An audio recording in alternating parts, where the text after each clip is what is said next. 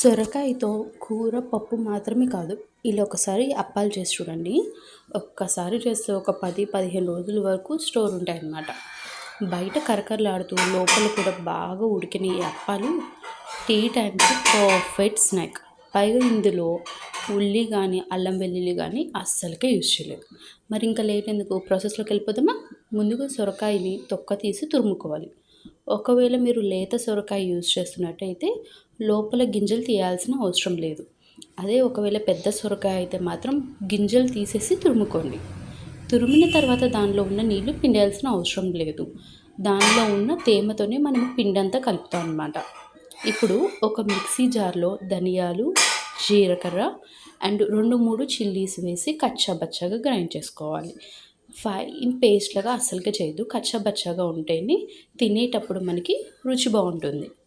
ఇంకో చిన్న టిప్, పచ్చిమిర్చి ఎక్కువగా వేయకండి. 2-3 చాలు. ఎక్కువ వేసామంటే అప్పాలు మనం ఆయిల్లో ఫ్రై చేసేటప్పుడు ఎక్కువ ఆయిల్ పీల్చేసుకుంటుందన్నమాట. సో 2-3 చిల్లీస్ అయితే సరిపోతుంది.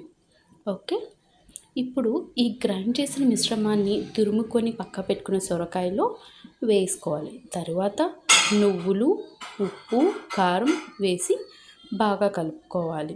ఒకవేళ మీ దగ్గర పెసరపప్పు కానీ, శనగపప్పు కానీ ఉంటే వాటిని నానబెట్టుకొని వాటిని కూడా ఈ టైంలోనే వాటర్ లేకుండా పప్పులు మాత్రం వేసుకొని కలుపుకోవాలి. ఇందులో కారం వేసి చేస్తాం కాబట్టి టేస్ట్ ఇంకా బాగుంటుంది. ఇప్పుడు బియ్యపు పిండిని ఒకేసారి కాకుండా కొంచెం కొంచెం వేస్తూ కలుపుకోవాలి. ఎందుకంటే సొరకాయలో ఎంత తేమ ఉంటుందన్నది మనం ముందు గెస్ చేయలేం కాబట్టి పిండి చపాతీ పిండిలా మెత్తగా కాకుండా కొంచెం గట్టిగా ఉండేలాగా కొంచెం కొంచెం పిండి వేసుకుంటూ కలుపుకోవాలన్నమాట. ఓకే, ఒకవేళ పిండి మెత్తగా ఉంది అని అంటే అప్పాలు కరకరలా అవి ఆయిల్ పీల్ చేసుకుంటాయి అండ్ ఎక్కువ రోజు స్టోర్ కూడా ఉండదన్నమాట. ఓకే, సో అందుకని పిండి కొంచెం గట్టిగానే ఉండాలి. అలా ఉంటే అప్పాలు క్రంచీగా వస్తాయి అండ్ ఎక్కువ రోజులు కూడా స్టోర్ ఉంటాయన్నమాట. ఇప్పుడు చేతికి కొద్దిగా నూనె రాసుకొని ఈ కలుపుకున్న పిండిని చిన్న చిన్న ఉండల్లాగా చేసుకొని పెట్టుకోవాలన్నమాట. అయితే ఇప్పుడు బటర్ పేపర్ లేదా ఆయిల్ కవర్ మీద కానీ లేదా రోటీ ప్రెస్సర్నైనా యూజ్ చేసి ఈ ఉండని దాని మధ్యలో పెట్టి ప్రెస్ చేసుకొని ఈవెన్గా అయ్యేలాగా చేసుకోండి. ఒకవేళ చేతితో అదుపుకున్నాం అనుకోండి, ఒక చోట మందంగా ఒక చోట పల్చగా వస్తుంది. కాబట్టి రోటీ ప్రెస్సర్నో లేకపోతే ఇట్లా పేపర్ పెట్టి ఆ పైన ఏదైనా ఈవెన్గా ఉన్న సర్ఫేస్ ఉన్న గిన్నెతో నొక్కామంటే ఈవెన్గా వస్తుందన్నమాట. అట్లా చేసుకున్న దానికి మధ్యలో చిన్న రంధ్రం పెట్టాలి. ఇట్లా రంధ్రం పెట్టడం వల్ల ఏమవుతుందంటే మధ్యలో కూడా మంచిగా ఉడుకుతుందన్నమాట. లేకపోతే మధ్యలో కొంచెం పచ్చి పచ్చిగా ఉంటున్న ఆ టైప్ కుక్ అవుతుంది. ఇట్లా అయితే ఈవెన్గా కుక్ అవుతుంది.